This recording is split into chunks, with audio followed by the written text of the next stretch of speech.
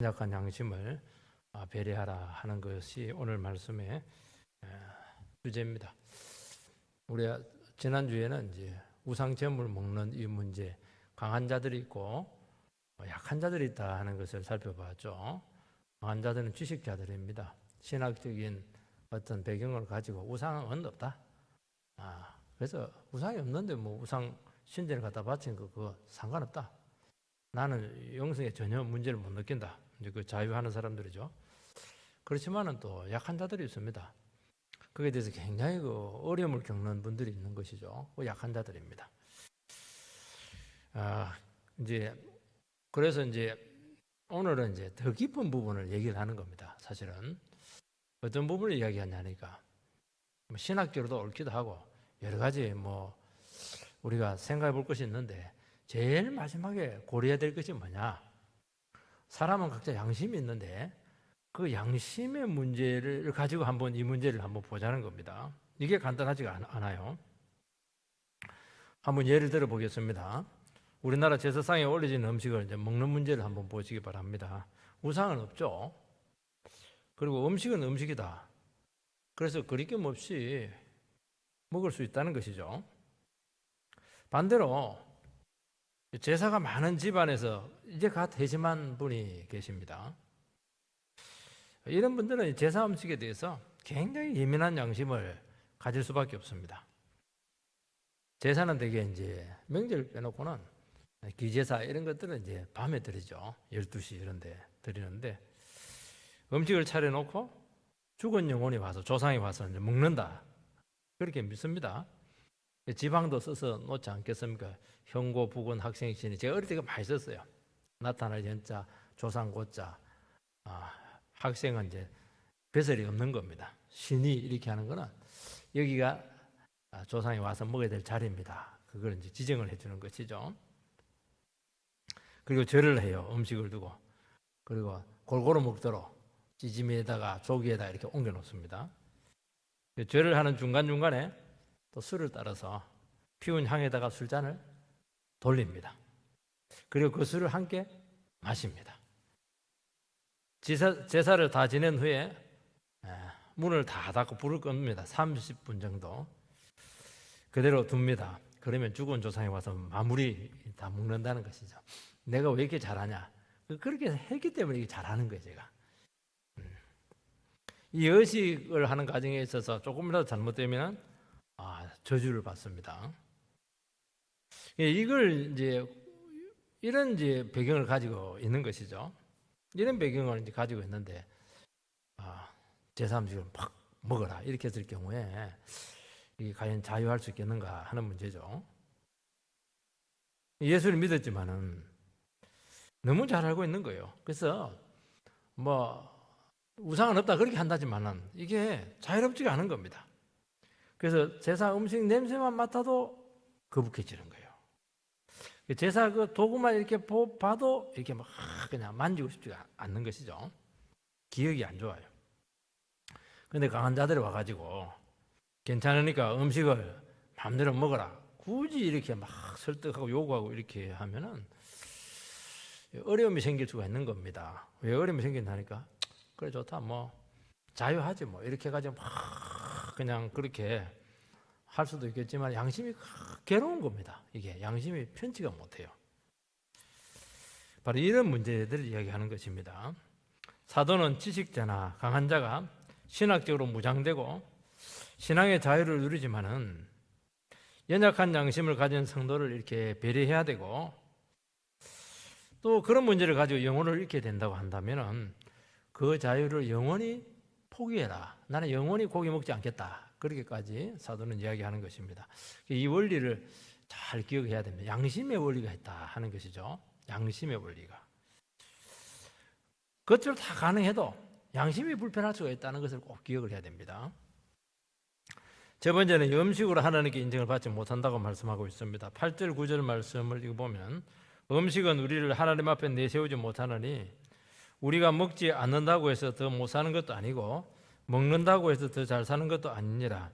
그런즉 너희의 자유가 믿음이 약한 자들에게 걸려 넘어지게 하는 것이 되지 않도록 조심하라. 음식은 우리를 하나님 앞에 내세우지 못하나니. 이제 이것이 이제 강한 자들, 자유자들, 지식자들, 음식이 우상이 뭐 있냐? 나는 자유한다.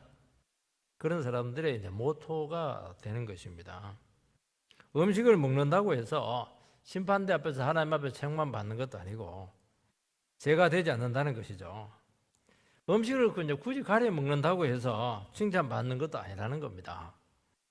음식을 먹든 안 먹든 별 차이가 없다. 자유롭게 이렇게 하면 된다는 것이죠. 사울바드는 이 강한 자의 입장을 인정을 합니다. 그리고 실제로는 사도 바울도 이 입장을 사실은 견지를 해요. 이것이 더 온당하다고 이야기합니다. 이 구절에 있어서는. 그런데 바울 사도는 이걸 뒤집습니다. 한 반대의 입장을 한번 생각을 해보자는 것입니다. 약한 자의 입장을 한번 생각을 해서 이 문제를 한번 해석을 해보자는 것이죠. 근데 강한 자들은 이게 철석같이 믿고 있는 거예요. 성경적인 배경이 있고 신학적으로 뒷받침되기 때문에 아무 문제가 없다고 보는데 사도 바울은 거꾸로 한번 생각을 역지사지라고 하지 않습니까? 역지사지. 다른 사람의 입장에서 한번 생각을 해보면 조금 생각이 교정이 되는 경우가 참 많습니다. 우리가 먹지 않는다고 해서 너희들 마음대로 먹을 수 있다고 하는데 좋다. 안 먹는다고 해서 부족함이 있겠는가? 먹어도 풍성함이 없다. 그 얘기하는 겁니다. 안 먹는다고 해서 못 사는 것도 아니고 막 먹는다고 해서 잘 사는 것도 아니라는 것이죠. 안 먹는다고 부족한 것도 아니고 먹는다고 해서 이익이 되는 것도 아니다. 그렇게 이제 약한 자의 입장에서 한번 그들의 생각을 한번 보게 하는 것이죠. 우상의 재물을 먹든지 안 먹든지 그것은 이익하고 불이익하고 관계가 없다는 것이죠. 그러니까 내 주장만 옳다고 생각하지 말고 상대방의 주장도 한번 옳다는 것이 이야기하는 것이죠. 상대방의 주장을 한번 생각을 해보는 것입니다. 그러면 이제 내 주장에 대해서 그렇게 절대적으로 요구를 하지 않게 되는 것이죠. 굳이 먹는 것을 주장할 필요가 있겠는가? 정도껏 하자. 형제를 손상시키면서까지 요구할 필요가 있겠는가? 이제 그런 생각을 하게 된다는 것입니다. 그런데 이제 강한 자 입장에 다시 한번 이 바울의 요구를 생각을 해보면은 굉장히 그 마음이 달갑지가 않는 거예요. 왜냐하니까 성경에도 나와 있고 얼마든지 우상에서 자유할 수가 있는데 왜 약한 자의 입장에서 두드려 하느냐? 바울 사도가 먹는다고 해서 사실은 부자가 되는 것도 아니고 안 먹는다고 해서 가난하게 되는 것도 아닌데 먹는다고 해서 사실은 그 얘기를 지금 얘기를 하니까 강한 자 입장에서는 걸리는 게 또 있는 거예요, 이게. 실제로 고린도 사회에서 사실은 그 먹고 안 먹고 이 문제는 부자가 되고 가난한 자가 되고 하는데 관계가 있어요. 왜냐하면은 신전에 나온 재물을 먹게 되면은 이 세상적으로 상당히 이익이 되게 되고 부자가 될 가능성이 많다는 겁니다. 그거 안 먹으면은 가난할 가능성이 참 많다는 거예요, 이게. 지난주도 얘기했지만 고린도 사회는 지금 신전 사회지 않습니까? 축제를 베풀기도 하고 또 어떤 경기를 하기도 하고 또 노동조합 카르텔이 형성이 돼가지고 길드 조직이죠. 그게 참석하려고 하면은 반드시 그 신전 예배 참석을 해야 되는데 그래서 같이 음식을 나눠 먹어야 되는 것이죠. 그런 것들이 사회생활을 하고 경제활동을 하는 데 있어서 도움이 된다는 것입니다. 그리고 그때 고기가 참 귀했는데 그때 막 거기서 푸짐하게 또 고기도 먹을 수 있으니까 이것저것 이익되는 게 참 많습니다. 만약에 그 축제에 참여하지 않으면 사회적으로 소외가 될 수가 있고 직업을 얻는데 어려움을 가질 수가 있다는 것이죠. 하나님 앞에서는 의미가 없지만은 사회생활을 하는 그런 문제라든지 인간관계에 있어서는 다르다는 것이죠. 그래서 지식파들, 강한 자들의 입장에 봤을 때 굳이 신전 음식을 먹지 않고 이게 돼서 막 괴로워하고 이런 사람들에 대해서 막 요구를 하는 거예요. 강한 자 입장에서 그렇게 하냐고. 왜냐하니까 굉장히 그들에게는 강한 자 입장에서는 먹는 게 더 중요한 거예요, 이게. 사도는 먹는 것이 자유롭고 신앙이 좋은 것이다 하는 것을 인정을 합니다. 그러나 그걸 강요까지 할 필요가 없다는 거예요. 약한 자가 스스로 깨닫거나 영적으로 자랄 때까지 좀 기다려주라 하는 것을 이야기하는 것입니다. 여러분, 먹고 안 먹고는 신앙의 본질이 아니라는 것이죠. 그래서 이 본질이 아니면은 이 비본질적인 문제에 대해서 조금 여유를 가질 수가 있습니다. 우리 비본질에 대해서 무시하라는 게 아니에요. 그래도 끝까지 비본질이지만 이거 쭉 추적을 해보면 정신으로 들어가 보면 또 본질하고 닿는 부분이 있거든요. 그렇지만은 본질에 대해서 조금 확신을 가지고 있으면 비본질 부분에서 상당히 여유가 있다는 것을 이야기하는 것입니다. 그런데 본질적인 부분에서 불안정해 버리면은 이 비본질을 갖고 막 이렇게 사람들이 자기 영성을 유지하려고 하는 경우가 참 많다는 것이죠. 본질은 뭐예요? 영혼을 살리고 하나님께 바르게 나가는 것을 이야기하는 것입니다. 강한 자들이 굳이 자기들의 입장을 사수할 이유가 없다는 것이 좀 여유를 가지라는 겁니다. 왜냐하면 자유의 원리보다는 형제 사랑의 원리가 더 우선이기 때문이죠. 이 걸림돌이 되게 하지 마라, 그렇게 얘기하는 겁니다. 이것이 옳다 틀리다 그런 것보다 어떻게 보면 사도 입장에서는 옳은 거예요. 그게 그렇게 가는 게 자유로운 게 더 맞다는 것이죠. 우리가 생각할 때 우상의 제물을 먹지 않는 사람이 좀 믿음이 좋을 것 같다고 우리는 생각을 할 수가 있습니다. 음식이 참 맛있잖아요. 고기가 얼마나 푸짐합니까? 그런데도 불구하고 신앙의 유익을 위해서 막 참습니다. 견딥니다. 이런 것들이 사실은 신앙이 좋은 것 아니겠습니까? 우리는 그렇게 또 생각할 수 있는 거예요. 여러분, 텔레비를 보는 사람의 신앙이 좋은 겁니까? 텔레비를 안 보는 사람의 신앙이 좋은 겁니까? 이거 가지고 좀 우리가 많은 얘기를 하지 않겠습니까? 영적으로 미숙해서 우리 텔레비를 볼 때마다 자꾸 영성이 떨어지는 분들이 계세요. 그리고 통제가 안 되시는 분들이 있으면 텔레비를 틀면 이게 컨트롤이 안 되시는 분들이 있어요. 이런 사람은 약한 겁니다. 텔레비에 약한 거예요. 그런데 TV를 아무리 봐도 전혀 영성에 관계 없으신 분들이 있습니다. 그리고 언제라도 끌 수 있는 사람들이 있어요. 절제가 잘 되는 것이잖아요. 텔레비가 다 나쁜 것도 아니잖아요. 유익한 게 참 많거든요. 그래서 TV를 틀면 전혀 통제가 안 된 그런 사람들은 약한 것이죠. 아마 여러분들 중에서도 나는 어느 부류에 속한가 하는 것을 아마 생각을 하게 될 것입니다. 그래서 약한 분들은 막 TV를 싸가지고 장롱에 넣기도 하고 요즘은 모뎀을 떼가지고 막 어디다 숨기기도 하고 그렇게 하는 것은 약하기 때문에 내 영성을 지키기 위해서 기도할 시간을 확보하기 위해서 막 그렇게 나가는 대로 몸부림을 치는 거예요. 본인 자신은 이 부분이 잘 극복되지 않기 때문에 안 한다 해놓고는 또 그냥 리모컨을 막 손에 쥐면은 이게 참 힘든 거예요. 그래서 스스로 막 싸우고 있는 겁니다. 이것을 인정을 해주라는 거예요. 이것도 귀한 것이기 때문에. 그리고 바울 사도는 또 한마디 더 합니다. 강한 자들도 죄인이기 때문에 너희들도 강하다고 하지만은 너희도 인간 아니냐, 죄인 아니냐 조심해라는 겁니다. 자칫 약한 자에게 강요하거나 무시할 수가 있죠. 그리고 실제로 이제 그들이 신전잔치에 참여해서 같이 축제에 참여하게 되고 음식을 먹게 되고 이렇게 하면은 우상숭배를 안 하지만은 또 우상숭배에 빠질 여지가 있다고 말씀하고 있는 것입니다. 우리는 사회생활을 이렇게 하다 보면 술자리에 갈 수가 있어요. 그래서 강한 자들은 어떻게 하냐? 나 술자리를 만나게 갈 수가 있다. 그리고 나는 술로부터 내 자신을 지킬 수가 있다. 이제 그렇게 믿습니다. 또 그런 분들이 계세요. 근데 자주 이런 자리를 하게 되다 보면은 반복이 되다 보면은 과연 술을 먹지 않게 되겠는가? 술을 먹게 되면은 또 이성을 잃게 되고 또 더 큰 죄로 빠질 가능성이 있다. 그걸 또 바울 사도는 이야기하고 있는 것입니다. 왜냐하면 완전한 사람은 없기 때문이죠. 우리는 천사가 아니에요. 그래서 항상 위험 요인이 있기 때문에 강한 자들도 이 부분에 대해서 고려를 해라는 겁니다.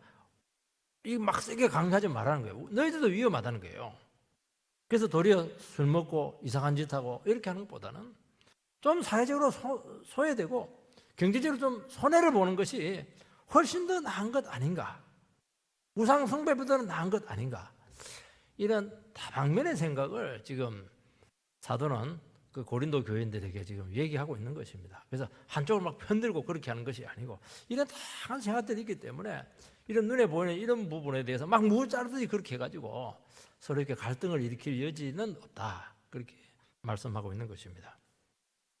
두 번째는 이 신앙적인 자유가 자칫하면 죄가 될 수 있다고 말씀하고 있습니다. 10절에서 12절 말씀을 보면 지식이 있는 내가 우상의 집에 앉아 먹는 것을 누구든지 보면 그 믿음이 약한 자들의 양심이 담력을 얻어 우상의 재물을 먹게 되지 않겠느냐. 그러면 내 지식으로 그 믿음이 약한 자가 멸망하나니 그는 그리스도께서 위하여 죽으신 형제라. 이같이 너희가 형제에게 죄를 지어 그 악한 양심이 상하게 하는 것이 곧 그리스도에게 죄를 짓는 것이니라. 그 지식자들, 강한 사람들은 이런 사람들이 우상의 집에서 이제 앉아 먹게 된다는 거예요. 나는 뭐 음식 먹어도 뭐 영성에 문제가 없으니까. 그걸 믿음이 약한 자가 본 겁니다. 그러면 어떻게 되느냐? 양심의 담력을 넣어서 그들도 우상의 재물을 먹게 된다. 그렇게 지금 사도는 이야기하고 있습니다. 강한 자들은 얼마든지 자유하죠. 나는 신학적인 그런 지식으로 이 문제가 다 극복이 되었다. 하나님 한 분밖에 없고 우상은 없다. 우상이 없는데 재물 바친 거니까 그건 아무 상관없다. 이게 이제 자기 나름대로 지식이지 않겠습니까? 정당하다는 것이죠. 그렇지만은 이제 신앙생활을 시작한 영혼들에게는 이 부분이 자유롭지가 않습니다. 결국에는 양심의 고통을 받게 되는 거예요. 강한 자들은 막 마음껏 순진해서 막 이렇게 음식 먹고 이렇게 하는 게, 그리고 자기도 마음의 고통을 받게 되고, 또 강한 자들 욕하고 이렇게 하면 거부하기도 힘들기도 하고, 또 자기도 한 번씩 먹는 거예요. 그러면 죄책감에 시달리게 되고, 그렇게 하다 보면 자기 나름대로 그 싸우려 하는 경계감이 풀어지면서 에이 그럴 필요 뭐 있겠나, 그냥 편안하게 과거 우상 숭배 시절로 돌아가자, 그렇게 할 수 있는 여지도 있다고 말씀하는 것입니다. 참 우리는 이게 오늘의 입장에서는 이 설명이 좀 이해가 잘 안 됩니다. 근데 그 시대에 고린도인들의 입장으로 돌아가게 되면 이 말이 좀 이해가 돼요. 그 당시 고린도 사람들은 신전에서 정기적으로 예배를 드렸습니다. 여러분 지금도 그리스 지역에 가면 파르테논 신전들이 많잖아요. 신전들이 굉장히 예술품이에요. 굉장히 화려하고 웅장합니다. 세계 제1호 보물이 아마 파르테논 신전들도 알고 있어요. 진짜 미술적으로 뛰어나요. 그들이 예술성을 발휘하기 위해서 그렇게 하는 것이 아니고 그들이 거기서 신에게 가까이 나가기 위해서 그렇게 한 겁니다. 그러니까 그리스 철학 그리고 신화 이런 것들은 어떤 사상이 아니에요. 어떤 영성 집회입니다. 영성 집회라고 하는 건 뭘 얘기하니까 그 신전 예배에 참석을 해서 신을 경험하는 거예요. 어떻게 하면 신에게 가까이 나갈까? 어떻게 하면 죄를 떨쳐버리고 거룩한 사람이 될까? 어떻게 하면 내가 더 참 성숙한 모습으로 변하게 될까? 그러니까 하나님을 몰라서 그렇지 이 사람들도 정말 그 영적인 갈급함이 있었고 그 신전 안에서 그 갈급함을 해소하려고 하기 위해서 했다는 것이죠.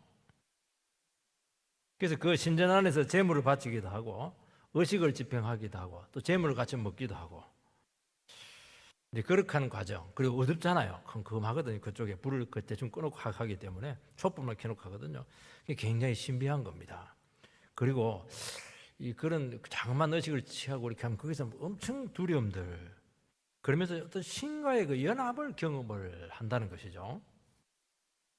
그러면서 신의 생명이 자기의 생명으로 옮겨지는 것을 경험을 한다는 것이죠. 그러면서 정말 세상의 그 여러 가지 죄악들, 세상에서 여러 가지 구속되는 것들, 사슬로부터 벗어나가지고 거기서 진짜 영혼의 자유를 경험하는 것입니다. 그러니까 쉽게 말해서 영성 프로그램이다 하는 것을 알 수가 있습니다.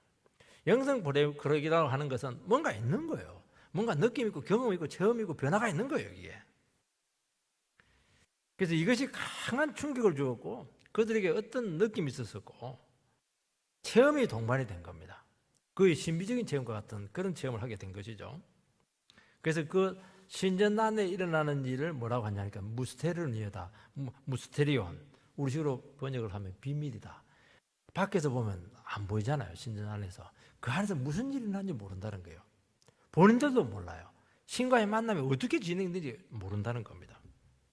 그래서 신비적인 체험을 많이 했던 사람들인데 이 사람들이 예수를 믿은 겁니다. 새 사람 되었죠. 그러면서 뭘 배우냐니까 신은 없다. 다른 신은 없다. 신은 오직 하나님 한 분밖에 없다. 우상은 아무것도 아니다. 너희들이 지금 하고 있는 우상 숭배다. 그걸 이제 배우게 되고 그걸 이제 받아들이고 지식적으로 이제 알게 된 것입니다. 그러면서 정말 복음의 자유를 찾았어요. 그리고 진정한 예배로 하나님께 나가서 찬양하고 말씀을 듣게 되었어요. 그래서 바울 사도는 뭐라고 얘기하냐니까 복음의 비밀을 나는 맡은 자가 되었다. 이 얘기를 에베소서에 하거든요. 복음의 비밀을 맡았다고 얘기하는 것입니다. 복음의 비밀을 맡았다고 하는 것은 바로 헬라적인 이 원리를 좀 끌고 온 거예요. 너희들은 신전 안에서 그 어떤 영성 프로그램을 통해서 신비적인 체험을 하는 것인데 복음의 비밀은 그런 거 아니라는 거예요. 신비 체험이 아니라는 거예요. 복음의 비밀은 뭐냐?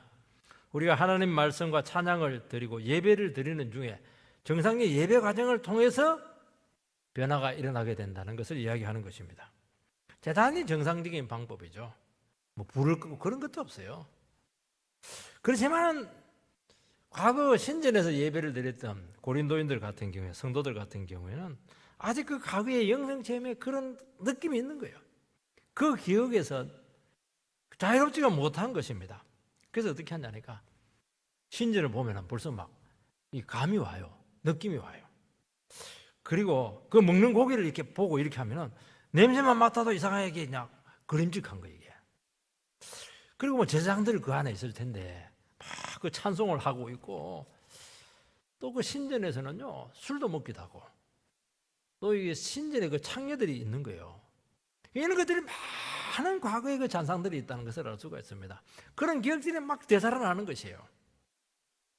그러지 않아도 지금 과거의 신비적인 경험이 인해 바뀌어가지고 자기 나름대로 거룩하기 위해서 막 처절하게 싸우고 있는데 강한 자들 그거 아무것도 아니다.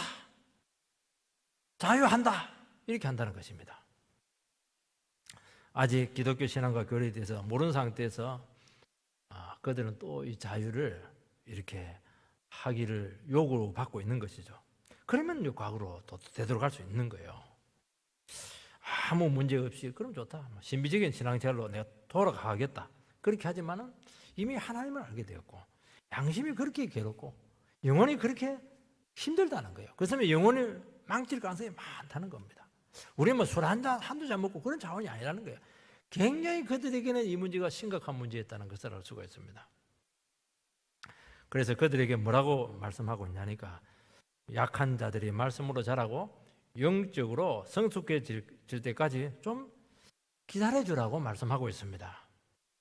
스스로 설 때까지 그들이 얼마나 영적으로 지금 싸우고 있는가, 그들이 완전히 신앙 체질을 완전히 바꾸려고 하는데 얼마나 시간이 많이 걸리겠는가.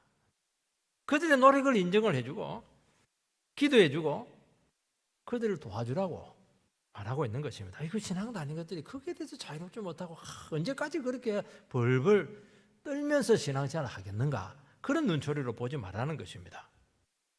내가 자유한다고 해서 내가 옳다고 해서 그냥 나는 자유니까 그것은 신앙적으로 서려고 하는 약한 형제들에게 이중적인 고통을 줄 수가 있기 때문에 조심하라는 것입니다.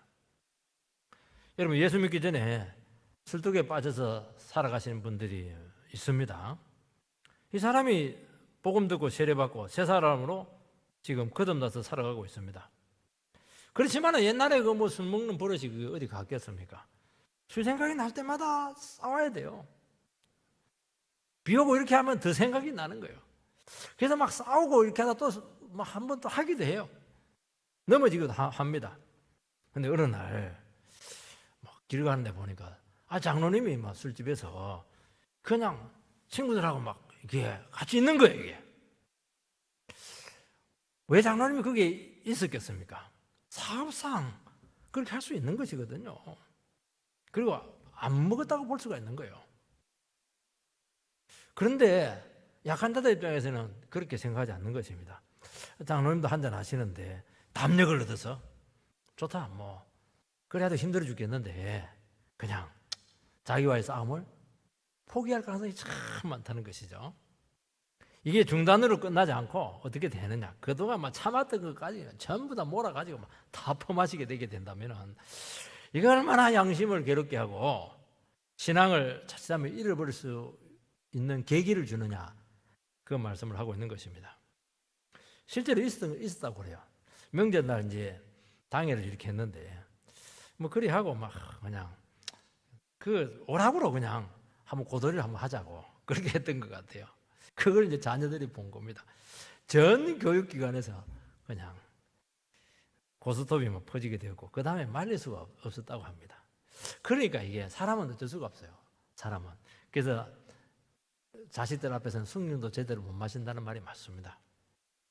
아직 분별력도 없고 절제력이 떨어지기도 하고 뭐가 옳고 그른지 또 이게 그 싸울 수 있는 그런 힘도 부족하고 이렇게 하는데 그 영혼의 끈을 왜 자르게 하느냐 하는 것이죠. 결국 그렇게 하게 되면 그 영혼도 고통을 당하게 되고 자칫하면 영혼이 망하게 될 가능성이 많은데 그런 비밀을 왜 주느냐, 그렇게 그들에게 권고하고 있는 것입니다. 그런데 문제는 또 뭐냐니까 신앙이 좋은 분들 중에 이런 생각을 하시는 분들이 많아요. 아니 왜 이중적인 모습을 보이느냐, 신전 제물에 대해서 고기 먹는 것에 대해서 나는 자유하면 그 자유를 있는 그대로 보여주는 것이 정직한 것이지 왜 위선적으로 하게 하느냐, 그렇게 생각하시는 분들이 있습니다. 내가 괜찮으면 주님 앞에서 나는 당당하니까 그 모습을 당당한 모습 그대로 드러내는 것이 그게 정직한 게 아니냐, 그렇게 생각할 가능성이 참 많습니다. 우상의 제물을 먹어도 되지만은 그래서 우리는 그렇게 하지 말라는 거예요. 조금 그것은 위선이 아닙니다. 그건 배려 차원의 문제고 형제 사랑의 문제이기 때문에 자기를 절제하는 게 맞는 거예요. 할 수 있다고 다 할 수 있는 게 아닙니다. 우린 자유가 있지만은 그 자유를 안 쓰는 자유가 최고의 자유입니다. 기독교에는, 여러분 기독교는 무슨 종교냐? 진리가 너희를 자유케 한다고 그렇게 말했습니다. 우리가 말씀을 알면 알수록 모든 데서 다 자유예요. 전부 다 자유합니다. 내가 아직도 구속되고 있고 노예 종살이하는 부분이 있으면 진리를 몰라서 그렇게 하는 것이거든요.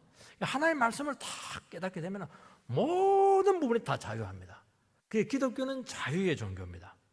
그런데 최고의 자유는 뭐냐? 모든 것을 다 할 수 있지만 아무것도 안 하는 게 이게 최고의 자유입니다. 그게 기독교의 정신이에요. 왜요? 다른 사람의 영혼을 살리기 위해서 아무것도 안 하는 거예요. 이게. 그래서 먹기 전에 한번 둘러보고 시험이 될 만한 사람이 있으면 하지 말라는 겁니다. 절제를 하라는 것이죠. 어떤 분은 막 재물을 탁 먹고 있는 중에 약한 자가 제3생 먹으면 안 되는데, 그런데도 막 꾸역꾸역 묻는 분들이 있어요. 그 말까지 했는데도 불구하고 그거는 정직한 게 아닙니다. 그러면 충격을 딱 받고 내가 약한 자를 배려하지 못했구나, 살피지 못했구나, 바로 끊어버려야 돼요. 끊어버리고 미안하다고 이야기를 해야죠. 물론 집에 혼자 있으면 고기를 먹든 말든 찢고 볶든 그거는 알아서 하면 됩니다. 신전에서 공적인 자리에서 그렇게 하면 안 되죠. 이거는 여러분 그런 게 참 많다는 거예요. 사적으로 하는 것은 개인에게 달려있지만 공개적으로 하는 것은 참 조심을 해야 된다는 것입니다. 집에 하듯이 그렇게 하면 안 돼요. 왜냐하면 빌미를 줄 수 있기 때문에 그렇다는 것입니다. 그리고 여기서 이제 궁극적으로 말하는 것은 뭐냐? 신학적으로 가능하지만은 또 신앙적으로도 가능하지만은 더 중요한 원리가 있는데 우리 안에 양심의 문제가 있다고 말씀하고 있습니다. 여러분 양심은 참 신기한 겁니다. 양심을 이제 영혼의 파수꾼이라고 합니다. 영혼을 지키는 보초와 같아요. 양심이라고 하는 것은 다른 사람은 아무도 몰라요. 그렇지만 내 양심은 내 자신은 알고 있습니다. 그리고 하나님도 나의 동기와 의도를 다 알고 있습니다. 겉으로는 아무 법적으로 문제가 없고 다 할 수가 있어요. 그래서 내는 알아요. 하나님도 그 동기와 의도를 다 알고 있습니다. 죄는 아니지만은 양심은 말을 합니다. 뭔가 꺼림직하고 뭔가 불편하고 뭔가 이것은 아닌데 할 수가 있다면 이것은 느낌이 안 좋은 겁니다. 신전에서 자유를 공적으로 드러내는 것은 나는 신앙의 자유인이다, 내가 신앙이 좋다 하는 것을 과시하는 것은 아니냐, 그걸 지금 이야기하는 겁니다. 너희들과 좀 다르고 나는 자유하고 나는 얼마든지 할 수 있는 것을 내가 보여주겠다, 그 과시욕이 있는 것이 아닌가. 양심은 안다는 겁니다. 하나님도 그 마음을 안다는 거예요. 그런데 그거는 누가 어떻게 통제를 해줄 수가 없습니다. 본인이 그 양심의 문제를 가지고 씨름을 해야 된다는 것이죠. 그래서 우리는 모든 것이 다 가능할지라도 하나님께 물어서 내가 이렇게 하는 것이 과연 바른 마음으로 하는 것인가, 바른 동기로 하는 것인가, 정말 나를 나타내고 자랑하기 위해서 하는 것인가, 내가 얼마나 강한가 하는 것을 과시하기 위해서 하는 것인가, 진짜 형제의 유익을 위해서 하는 것인가, 사랑의 정신으로 하는 것인가. 양심은 수많은 우리의 그런 그 부분을 점검을 하게 한다는 것입니다. 그래서 양심에 비추어서 과연 정당한 것인가 하는 것을 반드시 점검을 해야 된다고 말씀하고 있습니다.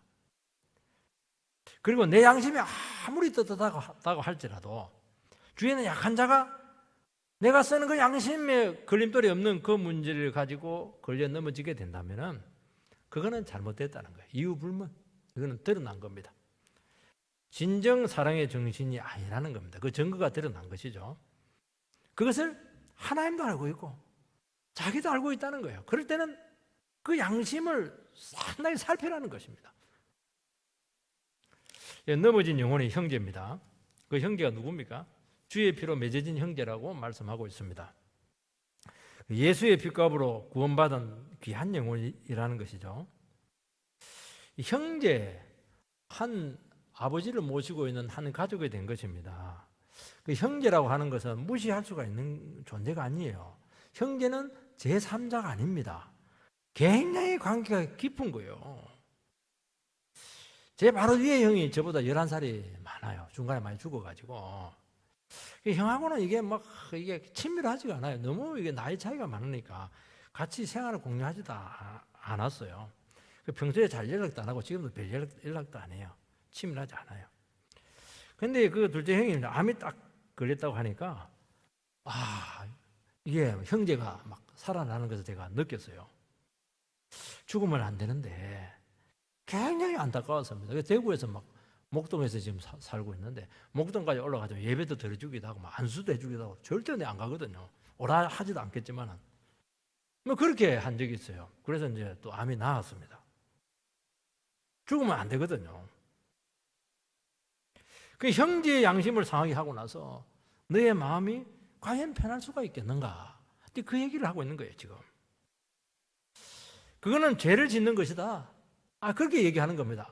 객관적으로 죄가 될 수가 없어요. 성경에도 보정이 되는 겁니다. 그렇지만은 아니라는 거예요. 죄를 짓는 것이라고 말씀까지 하고 있는 것입니다. 주님께서는 마태복음 25장에서 염소와 양 비유를 통해서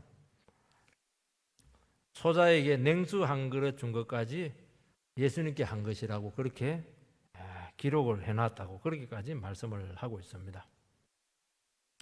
소자를 실족해 한 자는 연자맷돌을 목에 매달고 물에 빠져 죽어라, 바다에 빠져 죽어라. 성경에 이런 말씀이 있습니다. 연자맷돌이 뭐냐면 우리는 맷돌이 그냥 손으로 갈지만은요, 로마 시대는 연자맷돌은 말에다가 돌립니다. 이렇게 커요, 맷돌이. 그거 목에 메고 그냥 물에 빠져 죽으라는 거예요. 형제를 실족하게 하면은. 그리고 그것은 나를 공격한 것이다. 그렇게까지 주님께서는 말씀하고 있습니다. 그래서 연약한 영혼은 부족한 믿음이고 과거와 단절되지 않았고 아직 성경을 잘 모르고 있습니다. 작은 지식 갖고 자기 나름대로 그냥 그 상황에서 자기 나름대로 참 힘들게 신앙생활을 하고 있는 거예요. 되지는 않고 뭘 잘 모르기도 하고 그렇지만은 또 믿음대로 살려고 하기도 하고 참 어떻게 보면 이게 그런 부분들이 있는 것이죠. 모든 것이 어설프고 약합니다. 스스로도 몸부림치고 있는 거예요. 그걸 참 귀하게 보고 정말 소중하게 여기라. 그렇게 말씀을 하고 있습니다. 그 싹을 잘라버리면 안 된다는 거예요. 싹을 두루 보니까 싹을 잘라 또 나오던데 다른 데는 건 잘 안 나와요. 싹 한번 잘라버리면 안 나오거든요. 싹을 자르지 말라는 거예요. 자기 자신이 판단하고 상처를 주고 성경적인 잣대로 그렇게 정죄하지 않도록 조심하라고 말씀하고 있습니다. 13절 말씀을 보면 그러므로 만일 음식이 내 형제를 실족하게 한다면 나는 영원히 고기를 먹지 아니하여 내 형제를 실족하지 않게 하리라. 사도는 이제 그들에게 좋다. 그러면 바울 사도 당신은 어떻게 했습니까? 자기 자신의 예를 딱 이렇게 증거를 하고 있습니다. 자, 내가 그 모범을 이렇게 보이니까 너희도 그렇게 하라고 그렇게 요청을 하고 있는 것입니다. 음식으로 형제에게 걸림돌이 되어서 넘어지게 한다면 나는 영원히 고기를 먹지 않겠다. 아예 초식주의자가 되겠다. 그렇게 선포를 합니다. 신정고기는 말할 것도 없고 시장에 나온 모든 고기들 또 누가 준 것까지 나 그 절대로 안 먹겠다. 아니, 고기 냄새도 맡지 않겠다. 그렇게까지 그들에게 선포하고 있습니다. 고기 먹고 못 먹고 간에 그게 뭐가 중요하냐? 고기 먹는다고 해서 오래 사는 것도 아니고 안 먹는다고 해서 일찍 죽는 것도 아니라면 너를 비우고 내려놓으라. 그렇게 말씀하고 있는 것입니다. 그리고 신앙이 연약한 그런 영혼들도 좀 이렇게 자기를 좀 표현할 필요가 있습니다. 뭘 표현해야 되느냐면은 내가 참 연약하다 하는 것을 좀 표현을 하고 이런 부분에 대해서 좀 나를 도와달라. 그렇게 부탁을 하라는 것입니다. 이 참 목회를 이렇게 하다 보면은 이것이 주님의 뜻입니다. 이렇게 하세요.